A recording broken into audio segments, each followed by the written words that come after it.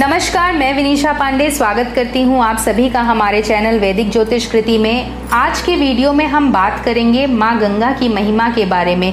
क्या है गंगा जी का महत्व, ये भी हम आपको आगे बताएंगे और कैसे सिर्फ इसके सुनने मात्र से आपको गंगा स्नान के समान पुण्य फल की प्राप्ति होगी, ये भी हम आपको बताएंगे। इसलिए हमारे वीडियो को अंत तक ज़रूर देखें और यदि अब तक आपने हमारे चैनल को सब्सक्राइब नहीं किया है तो हमारे चैनल को सब्सक्राइब करें और इस वीडियो को लाइक और शेयर करें और अपने कमेंट्स हमें कमेंट बॉक्स पर लिखना न भूलें। अब बात करते हैं, साधारण मनुष्य जो पाप करता है, यदि वह माँ गंगा का दर्शन कर गंगा जी में स्नान करे तो वह सभी पापों से मुक्त हो जाता है।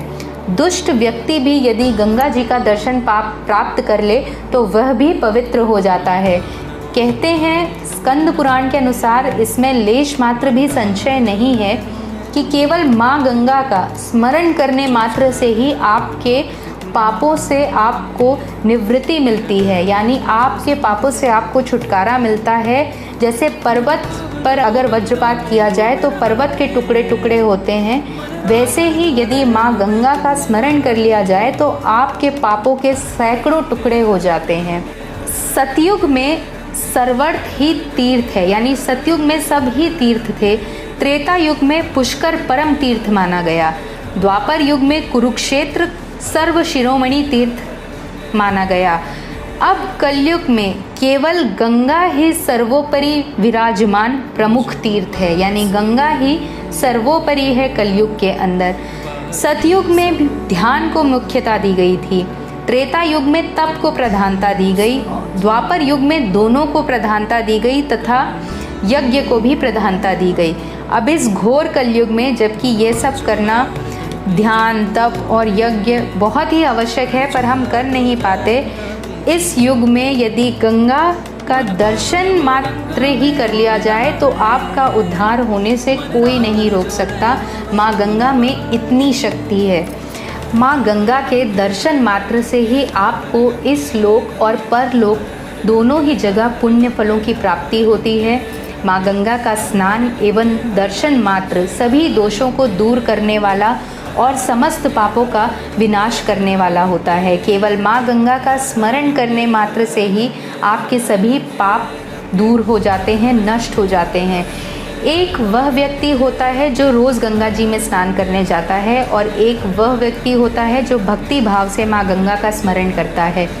उन दोनों को ही समान पुण्य फल की प्राप्ति होती है, क्योंकि किसी भी पूजा में, किसी भी जप में या तप में भक्ति और श्रद्धा का होना बहुत आवश्यक है। जो भी व्यक्ति भक्ति पूर्वक पूरी श्रद्धा से मधु से संबंधित खीर, गुड़, घी और तिल से युक्त करके गंगा के जल में प्रवाहित करते हैं, उनके पितृ 100 वर्षों तक तृप्त हो जाया करते हैं।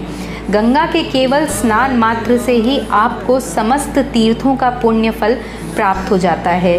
जिस तरह रुई का एक विशाल ढेर हो और सिर्फ आग की एक चिंगारी उस ढेर को क्षण भर में नष्ट कर देती है, उसी प्रकार माँ गंगा या गंगा के जल को स्पर्श करने मात्र से ही एक क्षण के अंदर आपके समस्त दोष और पाप नष्ट हो जाते हैं। मान्यता है कि कोई किसी भी योनि का हो, कोई प्राणी हो, कुछ मतलब कोई भी जीव हो, यदि वह गंगा तट के समीप अपने प्राणों का परित्याग करता है तो वो व्यक्ति या वो जीव, वह जिस भी योनि से वह संबंधित है, वह कभी भी नरक का मुख नहीं देखता। इसलिए माँ गंगा का स्मरण अवश्य करें। अपने रोज़ आप एक बार माँ गंगा का स्मरण ज़रूर करें। जय माँ गंगे, नमामि गंगे, हर हर गंगे, जिस भी भाव में आप माँ गंगा का स्मरण करना चाहें वो आप उनका स्मरण कर सकते हैं, उनको याद कर सकते हैं और अपने मन में भी ये विचार कर सकते हैं कि मैं गंगा नदी में स्नान कर रहा हूँ, तो भी आपको पुण्य फल की प्राप्ति होगी।